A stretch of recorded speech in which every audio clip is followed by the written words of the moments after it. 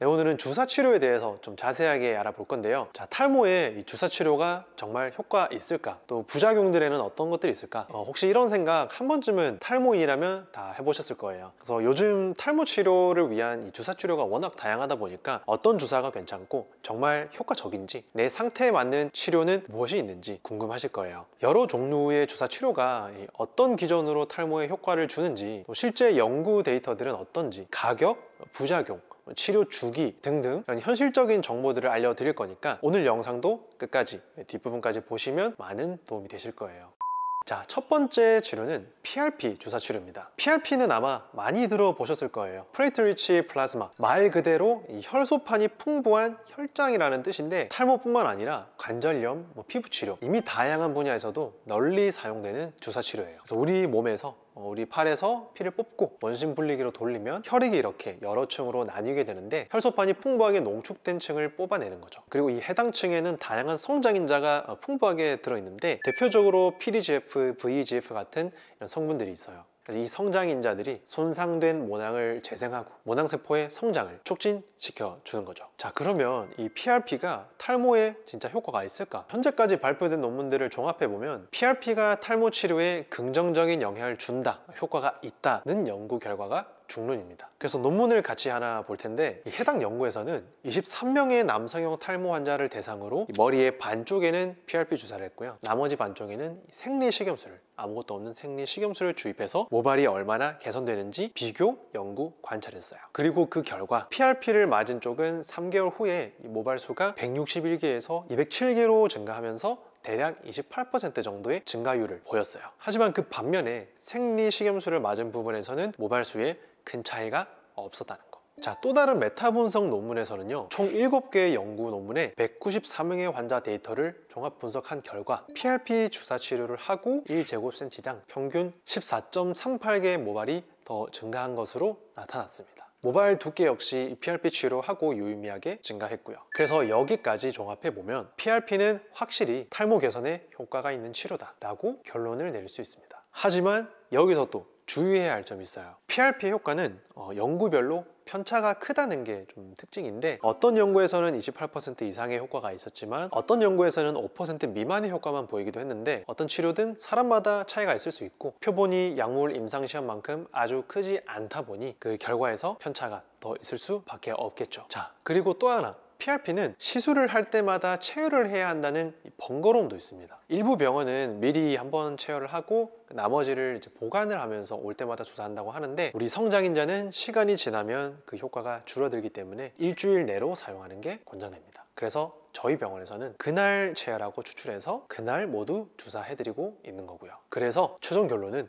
PRP는 탈모 치료에 효과가 있다. 모든 약물 치료가 그렇듯이 효과의 개인차는 있을 수 있다. 그래서 약물 치료를 기본적으로 하고 있음에도 효과가 아쉬운 분들이나 약을 못 먹는 분들, 또는 탈모가 많이 진행돼서 심한 분들이라면 PRP도 꼭 치료 계획에 포함시켜서 고려해 보실 것을 저는 권장드려요. 자, 두 번째 추천드리는 주사 치료는 바로 보톡스 치료입니다. 자, 보톡스는 보툴리눔 톡신이라는 성분인데 신경세포들의 신경 전달을 일시적으로 차단하는 역할을 해요. 그래서 보톡스라고 하면 운동신경을 차단해서 우리 주름 펴는 시술이나 근육 이완용으로 많이 쓰기도 하죠. 그래서 이런 보톡스가 탈모 치료에도 정말 많이 널리 쓰이고 있다는 거예요. 자, 보톡스가 탈모 치료에 효과를 내는 이유는 크게 세 가지 기전으로 설명이 되는데, 그 첫 번째는 보톡스가 교감신경을 억제해서 두피 혈액순환을 개선시키고 땀 분비를 억제해줘요. 탈모가 진행되는 원인 중에 하나가 이 두피 혈액순환의 문제일 수도 있다는 건데, 여기서 보톡스가 두피 교감신경을 억제하면서 땀을 줄여주고 두피 말초혈관을 확장시키면서 탈모를 개선시켜주는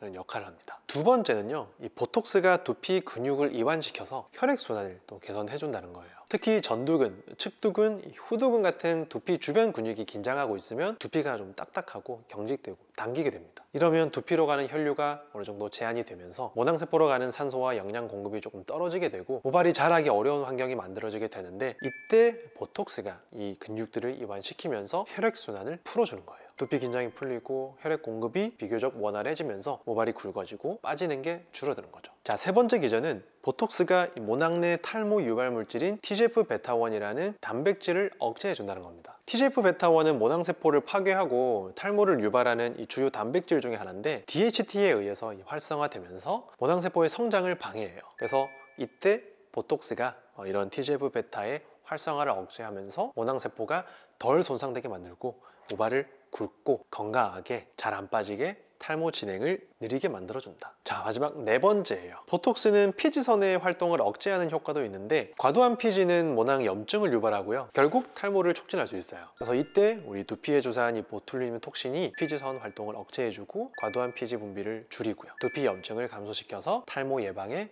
도움을 주기도 한다는 거. 그래서 피지 분비가 많은 지루성 두피나 두피 트러블로 인한 탈모가 걱정인 분들한테도 도움이 어느 정도 될 수 있겠죠. 그래서 이런 연구들을 종합해 보면 보톡스는 두피 혈류를 개선하고 땀을 줄이고 탈모의 진행을 늦추는데 긍정적인 역할을 할 수 있다. 충분히 그런 가능성을 보여주고 있고 데이터로도 보여주고 있는 거예요. 자, 그러면 실제로 이 보톡스 주사의 탈모 치료 효과가 어느 정도인지 임상 연구 논문들을 같이 한번 살펴볼게요. 자, 보시는 이 연구에서는 6개월 동안 보톡스를 주사하면서 평균 모발 밀도가 18% 증가했다는 결과가 있고요. 특히 이 두피 근육의 긴장도가 높은 사람일수록 두피 보톡스 주사 이후에 모발 밀도 개선의 폭이 더 컸다는 겁니다. 자, 이 연구에서는 재밌게도 오른쪽 왼쪽으로 이제 두피를 나눠서 보톡스 용량을 조금 다르게 주사한 연구 결과도 있는데 6개월 뒤에 그 결과를 평가했을 때 더 높은 용량, 고용량을 주사한 쪽에서 모발 밀도 증가 효과가 더 뚜렷하게 나타났다. 그래서 이 결과는 보톡스의 용량이 탈모 치료 효과에 영향을 미치는구나, 그 가능성을 보여주는 거예요. 자, 그래서 제 결론은요, 이미 잘 알려진 이 보톡스의 역할들과 탈모 치료 효과에 대한 임상 데이터들, 그리고 제가 직접 제약회사와 임상 연구를 진행했을 때 이 경험한 그런 긍정적인 결과들 다 종합했을 때 보톡스는 권장할 만한 아주 좋은 탈모 치료법입니다. 그래서 저희 병원에서도 두피 보톡스 시술을 하고 있는 거고요. 자, 그러면 보톡스 주사의 주의사항은 뭘까요? 일단 첫 번째, 효과의 지속성에 대한 궁금증이 있어요. 보톡스는 주사하고 보통 한 3개월에서 6개월 정도 효과가 지속된다고 알려져 있는데 이건 이제 근육에 대해서, 신경에 대해서 작용했을 때 이야기고, 탈모 치료에 있어서는 보통 한 달에 한 번 내지는 3개월에 한 번 주사를 하게 돼요. 그래서 TGF-베타 단백질을 떨어뜨리는 이 목적으로는 한 달 내지 3개월에 한 번은 꼭 주사를 하는 게 좋고, 개선되고 난 이후에는 3개월에서 6개월 이상 오랜 시간 지속이 되기 때문에 그 경과를 지켜보다가 조금 안 좋아지는 것 같다 하면 다시 와서 또 관리받고 또 지내시고 이런 식으로 하게 돼요. 그래서 기본적으로는 3에서 6개월 정도 이 혈류 개선 효과, 모든 효과를 볼 수 있구나. 자, 두 번째는 보톡스 내성에 대한 걱정입니다. 자, 일부에서는 보톡스를 자주 맞으면 내성이 생기지 않을까 걱정하시는 분들이 종종 있는데, 연구에 따르면 이 내성이 원래 드물긴 하지만 고용량 고빈도 시술에서 어느 정도 더 발생한다고 해요. 그래서 근긴장 이상증 같은 이 신경질환 치료에서는 내성 발생률이 1.3에서 27.6%로 보고된 반면에 미용 보톡스의 경우에는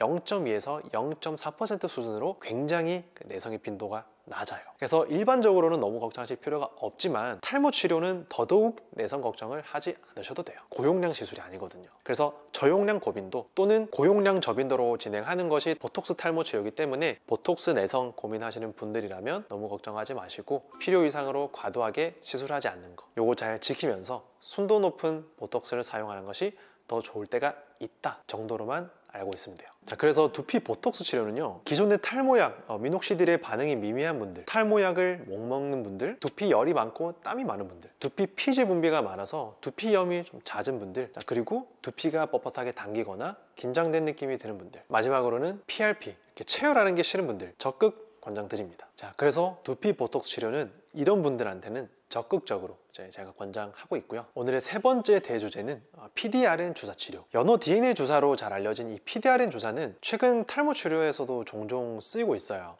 폴리데옥실 리보 뉴클레오타이드의 약자로 연어 정액에서 추출한 이 DNA 조각들로 구성된 성분인데 주로 피부 재생과 상처 치료에 사용되지만 최근에는 두피와 모발 건강에도 도움이 된다는 연구들이 조금씩 나오고 있다. 자, 그래서 이런 PDRN이 탈모에 효과적일 수 있는 이유는요, 세포 재생과 혈관 형성을 촉진하는 역할을 한다는 거예요. PDRN은 우리 몸의 이 아데노신 수용체를 활성화해서 세포 재생을 촉진하고 신생혈관 형성을 돕는 역할을 하는데, 그래서 이 PDRN을 두피에 주사하면 손상된 모낭세포가 조금 재생이 되고 새로운 혈관이 형성되면서 모발로 가는 산소와 영양 공급이 활발해지는 효과를 어느 정도 기대해 볼 수 있다는 거. 그래서 실제로 인체 피부 섬유 아세포 실험에서 PDRN은 세포 증식을 촉진하고요, DNA 손상으로부터 이 세포를 보호하는 효과를 보였어요. 그리고 혈관 내피 성장인자의 생성을 증가시키면서 두피 내 혈류를 개선하고 모발 성장 환경을 건강하게 만드는 이 역할을 할 수 있다는 거, 이렇게도 잘 알려져 있습니다. 자, 두 번째 PDRN의 기능은요, 항염증 작용으로 두피 환경을 개선하는 역할도 기대해 볼 수 있어요.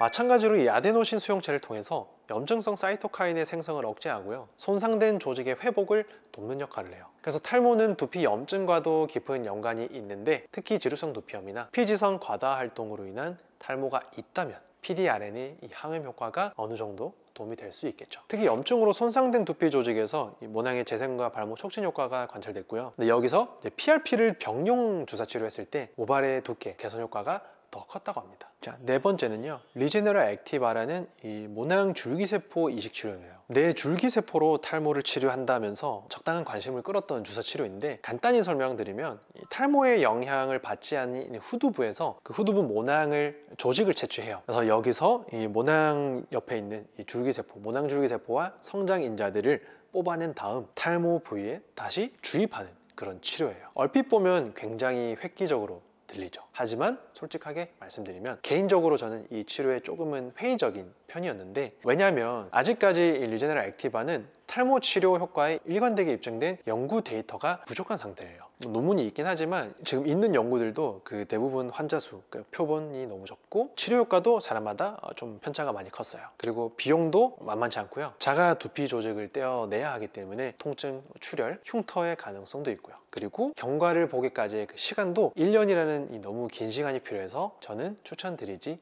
않았습니다. 자, 마지막 오늘 다섯 번째 주제인데요, 이거는 어떻게 보면 조금 흔한 주사 치료예요. 원형 탈모 환자들께 이제 해당이 되는 건데, 스테로이드 주사, 원형 탈모가 있다면 꼭 맞아야 돼요. 원형 탈모는 이제 면역세포가 내 모낭을 공격하면서 발생한 이 자가 면역 질환인데, 탈모 부위가 이렇게 동그랗게 뻥 뚫린 것처럼 보이죠. 우리 몸의 면역 체계가 이제 오작동을 일으키면서 모낭을 외부 침입자로 착각하고 공격하는 거예요. 그래서 이때 이 스테로이드 주사가 과도한 면역 반응을 억제하면서 탈모를 개선시키는 건데, 스테로이드 주사로 염증이 가라앉고 손상된 모낭이 다시 회복되면서 모발이 점차 자라나는 겁니다. 그래서 보통 저는 2주에 한번 꼭 맞으시는 거 권장해드리고, 치료를 하다 보면 2주 이내에, 빠르면 2주 이내에 발모가 시작되면서 3개월 정도 지나면 이 병변 가운데서 모발이 자라나오는 걸 볼 수 있어요. 원형 탈모는 적재적소에 딱 치료를 시작하셔야 된다는 게 굉장히 중요합니다.